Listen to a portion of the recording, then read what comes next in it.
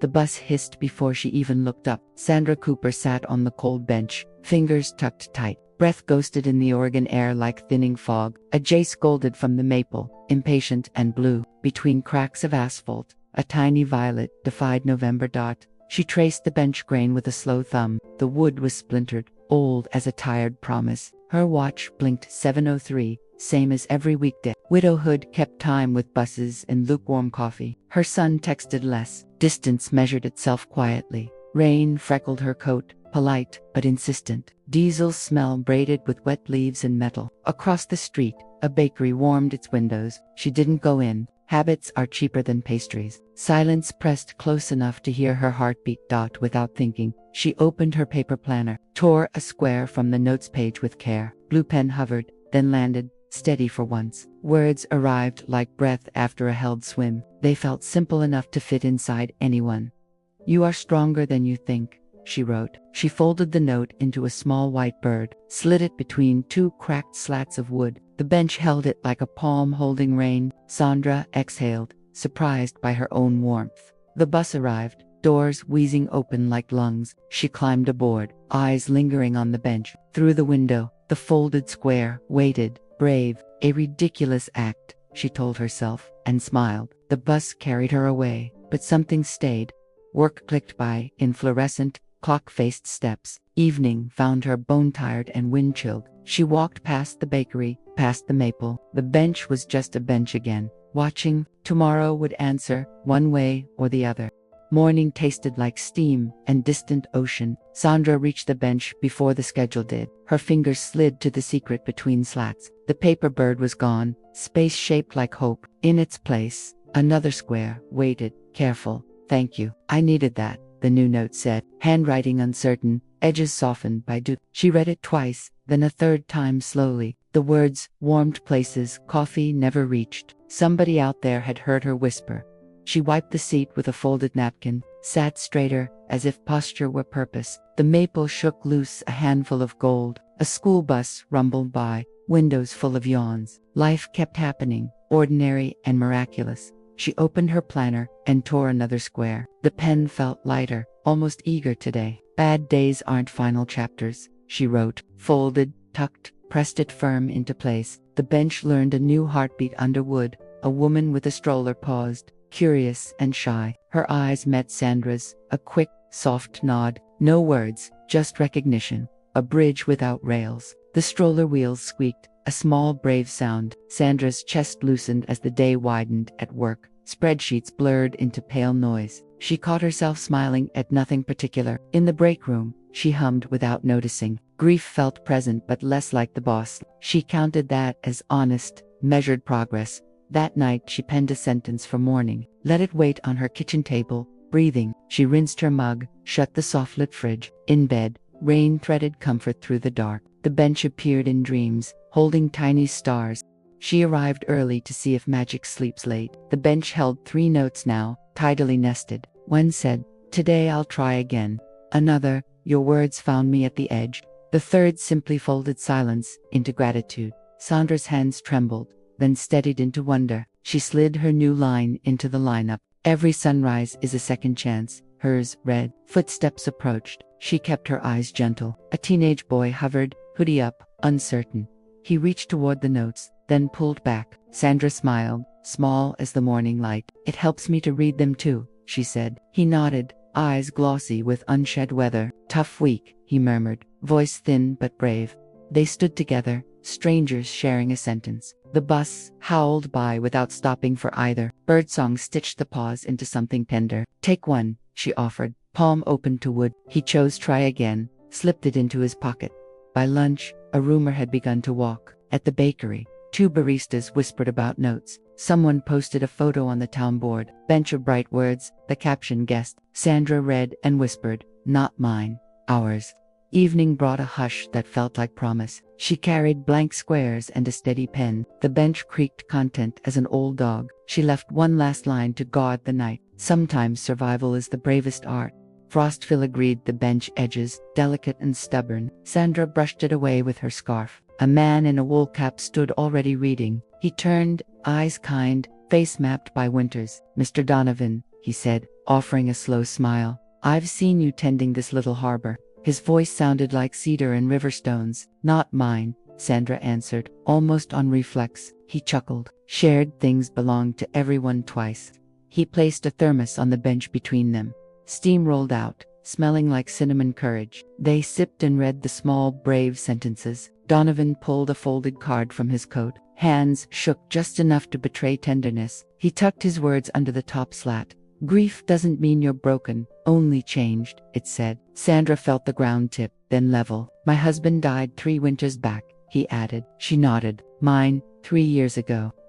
Silence arrived and didn't hurt this time. Buses came and went like measured tides. They talked of gardens, weather, and missing people. He pointed at the maple, at last year's bird nest. "Even empty, it means life happened," he said. Sandra kept that sentence like flint in pocket. When he left, the bench seemed to glow. Not light, exactly, more like steadiness. She placed another note with careful hands. "Gentleness is a kind of strength," it read. The wood accepted, warm as a held palm.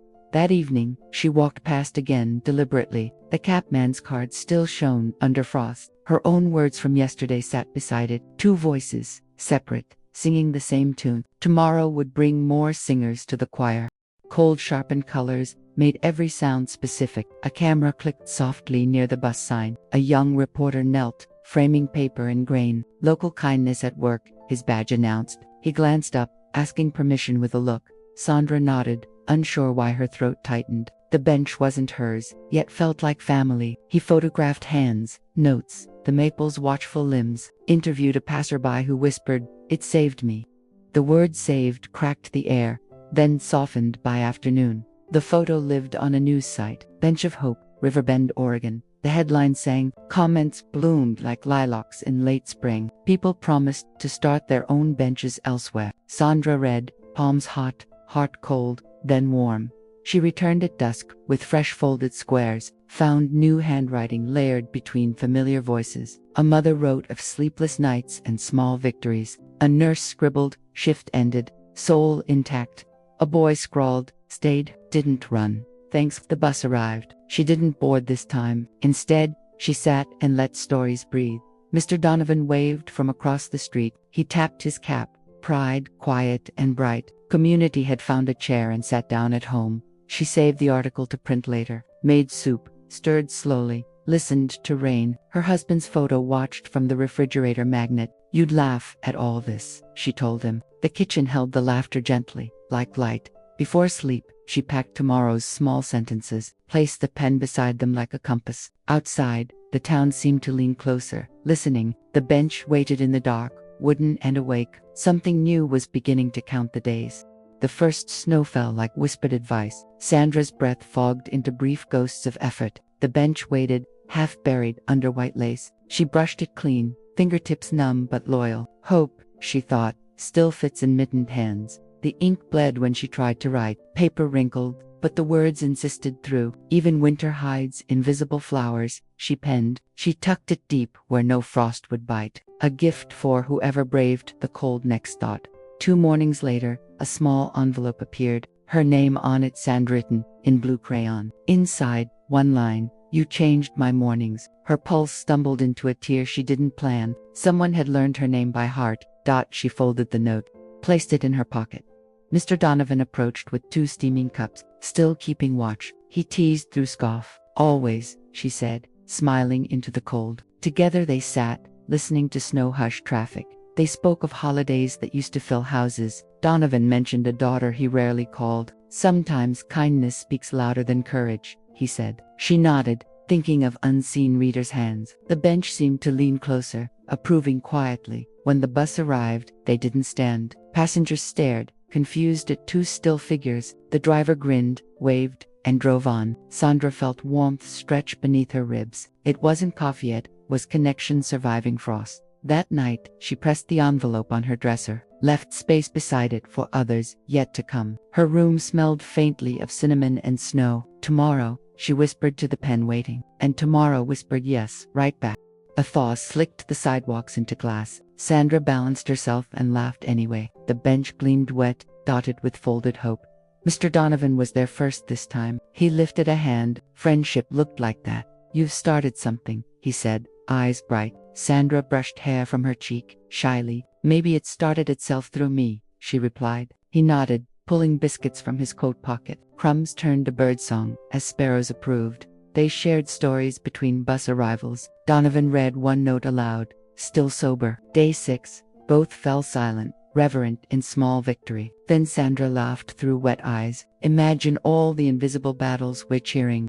The next day, Helen from the bakery joined. She brought cookies and a sign that said Bench of Hope. People began stopping to read between errands. Sandra watched community take its first full breath. The bench had become a living thing.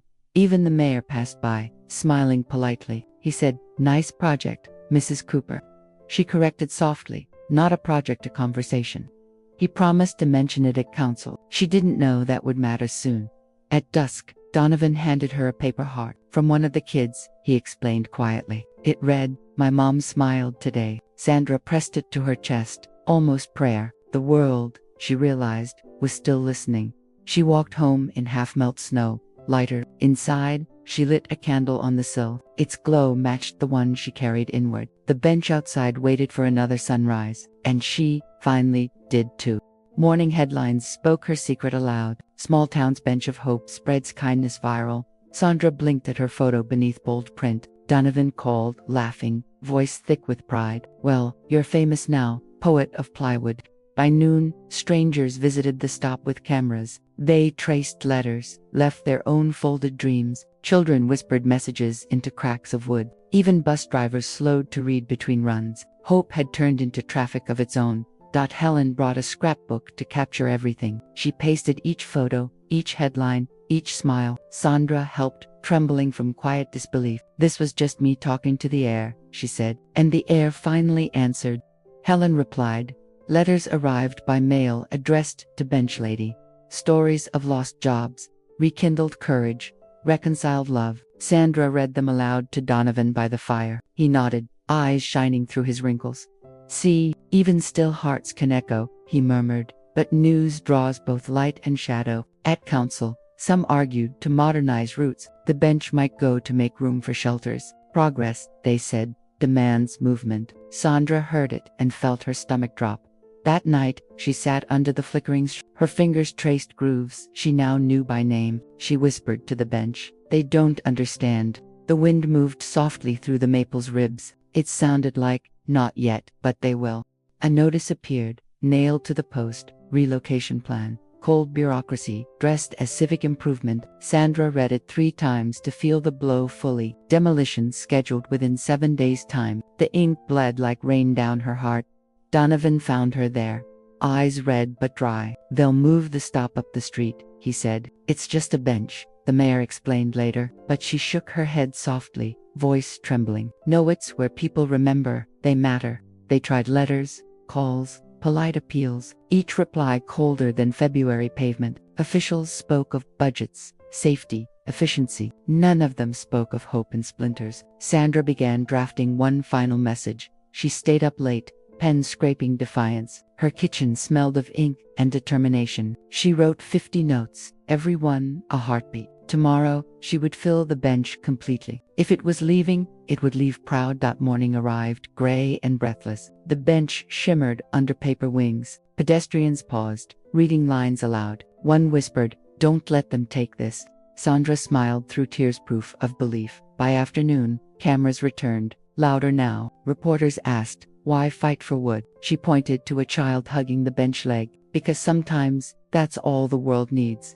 Her voice didn't shake once. As dusk fell, townsfolk gathered with candles. The bus stopped, but nobody boarded. Light flickered against wet pavement and hearts. Donovan stood beside her, steady as oak. "You built more than kindness," he whispered. The truck arrived, all orange vests and engines. Sandra sat on the bench, hands folded, unafraid. Behind her, the crowd thickened like sunrise. Children clutched signs. Adults held umbrellas high. "Leave it," someone shouted. "It belongs to us." The foreman hesitated, phone pressed to ear. The mayor approached, looking smaller than before. "I didn't expect this," he admitted quietly. Sandra stood, voice trembling but clear. "Neither did we." Kindness surprised everyone. Reporters filmed as neighbors read their letters. Each note spoken became music in the rain. Mr. Donovan's voice cracked but carried far. He read, "You are stronger than you think." Applause rolled like thunder softened by tears. The mayor sighed, lowered his clipboard. "Maybe we can change the route, not the heart." Cheers rose. Umbrellas lifted in unison. Sandra exhaled, dizzy with relief. Even the bench seemed to breathe again.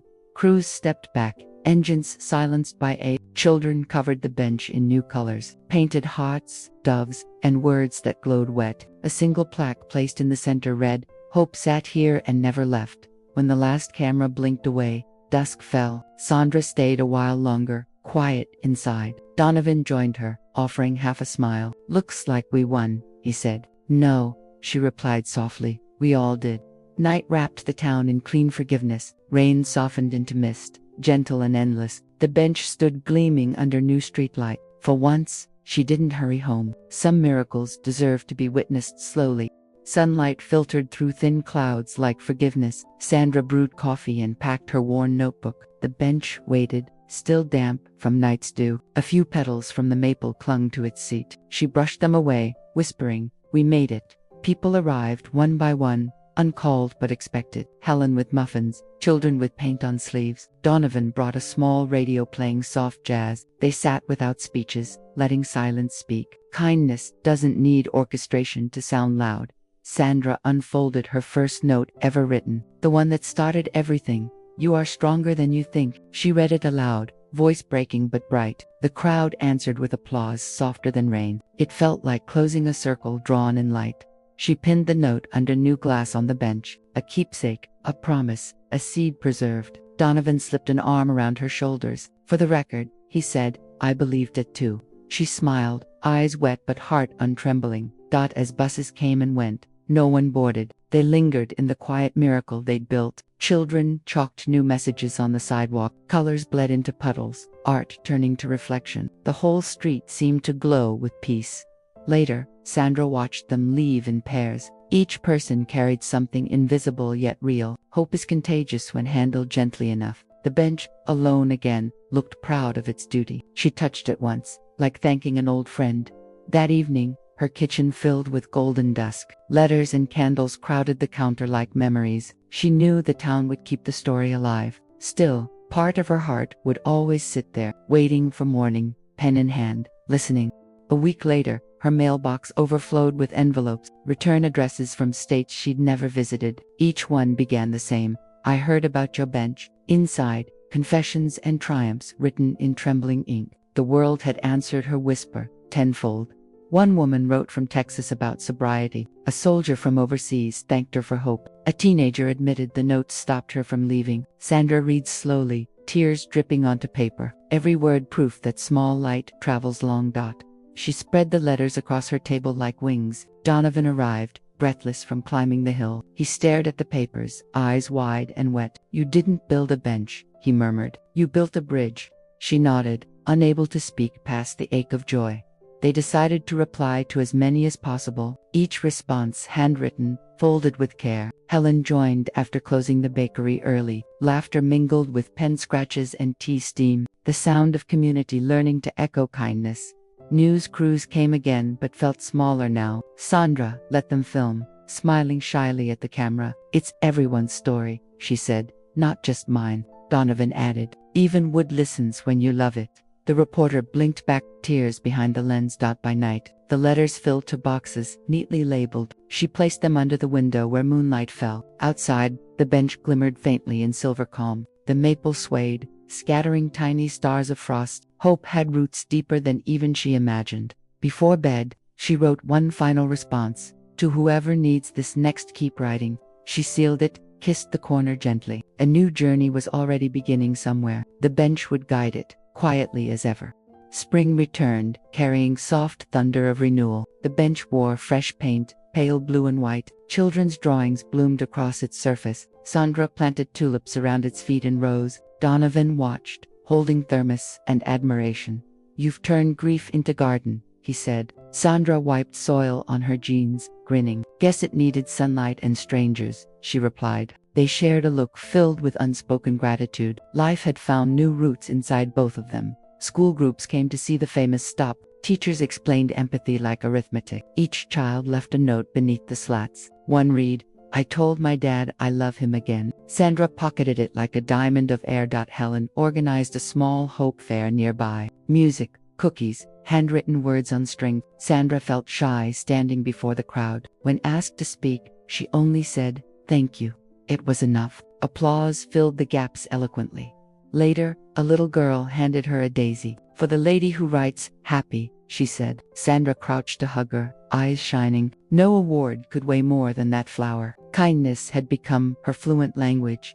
Evenings found her and Donovan on the porch. Tea, laughter, sometimes silence like a prayer. The bench visible from where they sat. "Still working," he'd whisper, watching passers-by. "Always," she'd answer, and mean it fully. When the first tulip bloomed, she took a photo, framed it beside her husband's picture. He seemed to smile at her through glass. "You'd be proud of the mess I made," she joked. The room glowed with gentle approval.